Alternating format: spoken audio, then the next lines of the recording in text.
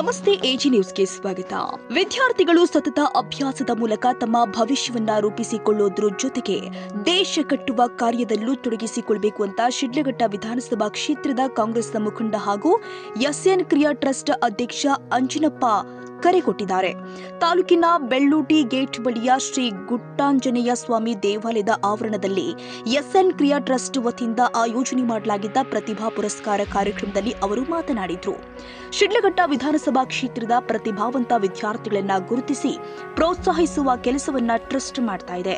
ವಿದ್ಯಾರ್ಥಿಗಳು ಉತ್ತಮ ಶಿಕ್ಷಣ ಪಡೆದು ಜೀವನದಲ್ಲಿ ಯಶಸ್ಸು ಸಾಧಿಸುವುದರ ಜೊತೆಗೆ ಮುಂದೆ ಮತ್ತೊಬ್ಬರಿಗೆ ನೆರವಾಗುವ ಮನೋಭಾವವನ್ನು ಬೆಳೆಸಿಕೊಳ್ಳಬೇಕು. ಸಮಾಜ ಹಾಗೂ ದೇಶದ ಅಭಿವೃದ್ಧಿಗೆ ತಮ್ಮದೇ ಆದ ಕೊಡುಗೆ ಕೊಡುವ ಶಕ್ತಿಯನ್ನು ಬೆಳೆಸಿಕೊಳ್ಳಬೇಕು ಅಂತ ಅವರು ಹೇಳಿದ್ದಾರೆ. ನೀವು SSLC PUCಲಿ ಚೆನ್ನಾಗಿ ಓದಿ ಅತ್ಯುತ್ತಮವಾಗಿ ಅಂಕ ಗಳಿಸಿ ಹಿಂದೆ ಹೋಗಪ್ಪ ಅತ್ಯುತ್ತಮ ಪ್ರತಿಭೆಗಳಾಗಿ ಇಲ್ಲಿ ಸನ್ಮಾನ ಸ್ವೀಕರಿಸೋದಕ್ಕೆ ಬಂದಿರ್ತೀರಿ. ತಮ್ಮೆಲ್ಲರಿಗೂ ಸಹ ಈ ಶುಭ ಗಳಿಗೆಯಲ್ಲಿ ಶುಭಾಶಯಗಳನ್ನ ಸಲ್ಲಿಸ್ತಾ ಇದ್ದೀನಿ. ಎಲ್ರಿಗೂ ಸಹ ಶುಭ ಆಗಲಿ. ಚಪ್ಪಾಳೆ ತಟ್ಟಿ ನಿಮ್ಮ ಬೆನ್ನು ನೀವೇ ತಟ್ಕೊಬೇಕು. ಯಾರು ನಿಮಗೆ ದಾರಿ ತೋರಿಸಲ್ಲ. ನೀವು ಪ್ರಯತ್ನ ಮಾಡಿದ್ರೆ ಮಾತ್ರ ನಿಮಗೆ ದಾರಿ ಸಿಗ್ತದೆ. ನಿಜನ ಸುಳ್ಳ?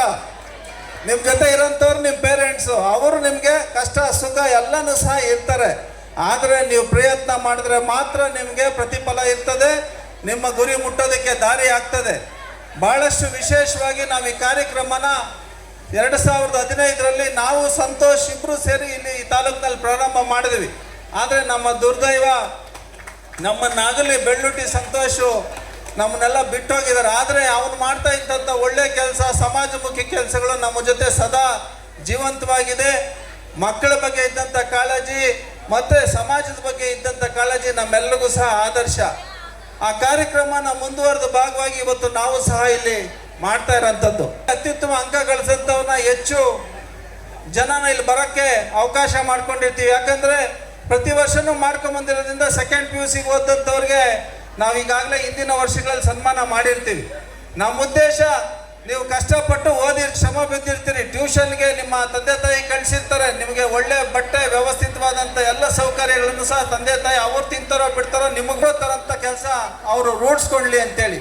ಹಂಗಾಗಿ ತಾವು ಸಹ ಅಷ್ಟೇ ಶ್ರದ್ಧಾ ಭಕ್ತಿಯಿಂದ ಚೆನ್ನಾಗಿ ಓದಿ ಇಷ್ಟೊಂದು ಸನ್ಮಾನ ಸ್ವೀಕರಿಸೋದಕ್ಕೆ ಜವಾಬ್ದಾರಿಯುತವಾಗಿ ಬಂದಿರ್ತೀರಿ.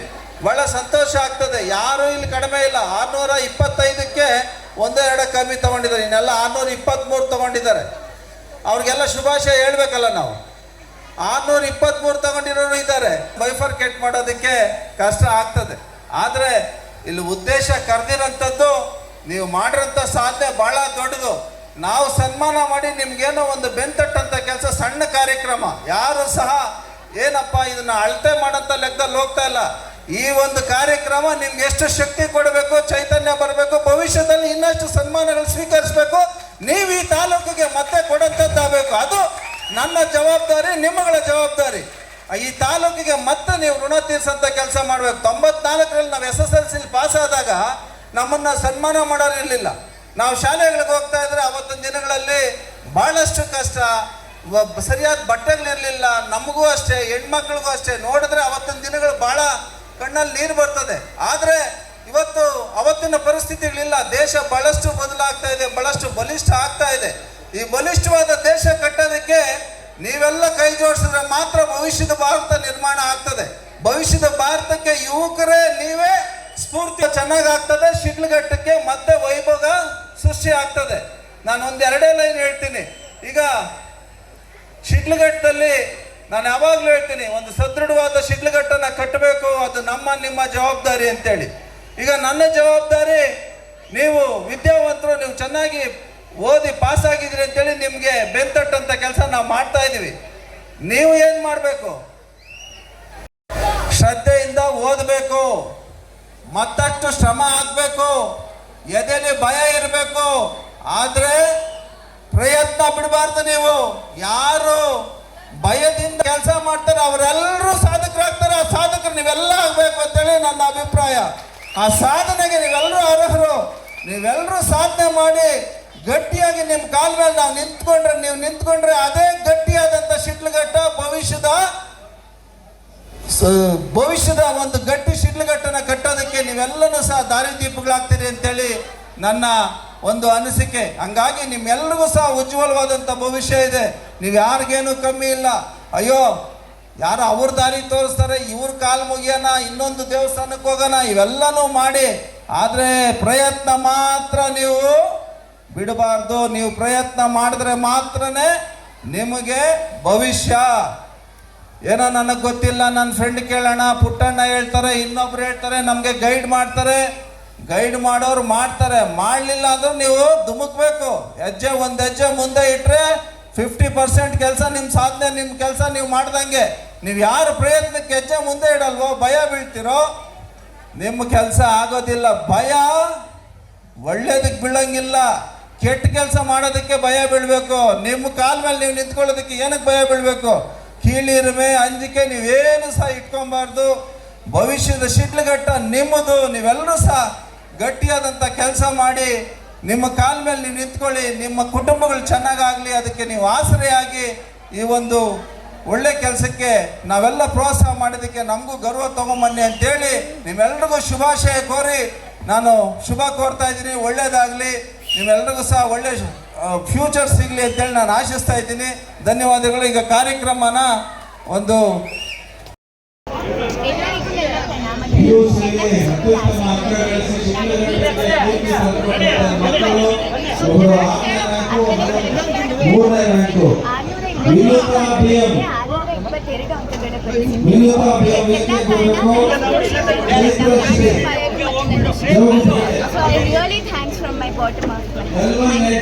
ಈ ದಿನ ಸಾಧನೆ ಮಾಡಿರೋ ವಿದ್ಯಾರ್ಥಿಗಳಿಗೆ ಪುಟ್ಟಣ್ಣನವರು ಈ ರೀತಿ ಪ್ರೋತ್ಸಾಹ ನೀಡಿ ಅವರಿಗೆ ಮುಂದೆ ಇನ್ನೂ ವಿದ್ಯಾಭ್ಯಾಸಕ್ಕೆ ಪ್ರೇರಣೆ ನೀಡಿರೋದ್ರಿಂದ ಅವರಿಗೆ ನನ್ನ ಹೃತ್ಪೂರ್ವಕ ಧನ್ಯವಾದಗಳನ್ನು ಅರ್ಪಿಸುತ್ತೇನೆ.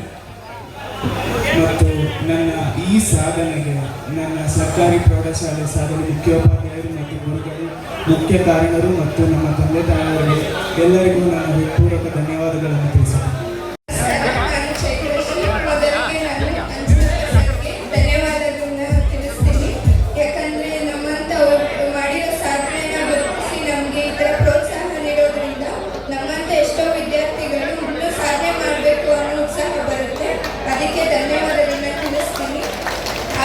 ಇಲ್ಲಿ ನಿಮ್ಮ ಕಣ್ಣು ಮುಂದೆ ಸನ್ಮಾನ ಸ್ವೀಕರಿಸ್ತಾ ಇದ್ದಾರೆ. ನೀವು ಇವ್ರಿಗಿಂತ ಹೆಚ್ಚು ಸಾಧನೆ ಮಾಡೋಂಥದ್ದಾಗಲಿ ಅಂತೇಳಿ ಶುಭ ಕೋರಿ ಅವ್ರಿಗೆಲ್ರಿಗೂ ಸಹ ಶುಭ ಆಗಲಿ ಅಂತೇಳಿ ಶುಭಾಶಯಗಳನ್ನ ತಿಳಿಸಿ ನೀವು ಚಪ್ಪಾಳೆ ತಟ್ಟಿ ಅವ್ರಿಗೆ ಗೌರವಿಸ್ಬೇಕಂತೇಳಿ ನಾನು ವಿನಂತಿ ಮಾಡ್ಕೊಳ್ತೀನಿ.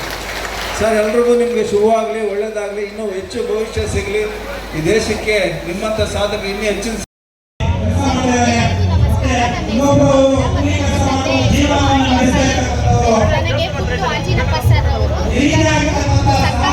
ಶಾಲೆಯಲ್ಲಿ ಓದಿದ್ದ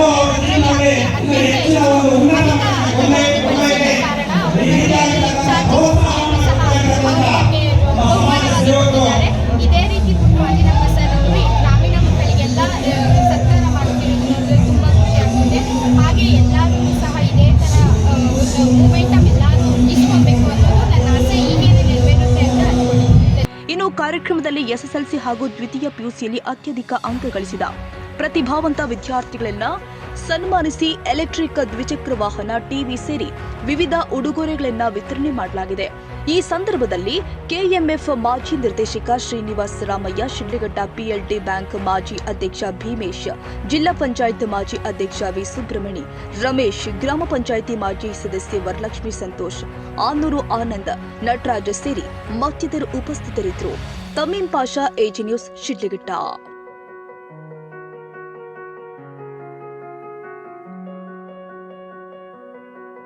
ಕನ್ನಡಿಗರ ಮೆಚ್ಚಿನ ನಿಮ್ಮ ಎಜೆ 24/7 ನ್ಯೂಸ್ ಕನ್ನಡ ವಾಹಿನಿ ಇದೀಗ ಟಿವಿಯಲ್ಲಿ ಲಭ್ಯ.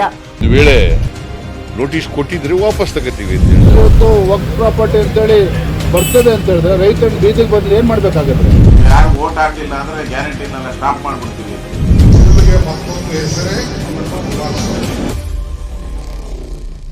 ಕರ್ನಾಟಕ ಮತ್ತು ದೇಶ ವಿದೇಶ 360 ಡಿಗ್ರಿ ಸುದ್ದಿ ಹಾಗೂ ಉತ್ತರ ಕರ್ನಾಟಕ, ಬೆಳಗಾವಿ, ಬಾಗಲಕೋಟೆ, ಧಾರವಾಡ, ಹಾವೇರಿ, ಗದಗ, ಬಿಜಾಪುರ ಜಿಲ್ಲೆಯ ಕ್ಷಣ ಕ್ಷಣದ ವಿವರವನ್ನ ಪಡೆಯುವುದಕ್ಕೆ ಎಜೆ 24/7 ನ್ಯೂಸ್ ಕನ್ನಡ ವಾಹಿನಿಯನ್ನ ಲೈಕ್ ಮಾಡಿ, ವಿಡಿಯೋಗಳನ್ನ ಶೇರ್ ಮಾಡಿ, ಕಮೆಂಟ್ ಮಾಡುವ ಮೂಲಕ ನಮ್ಮ ವಾಹಿನಿಗೆ ಸಹಕಾರ ನೀಡಿ.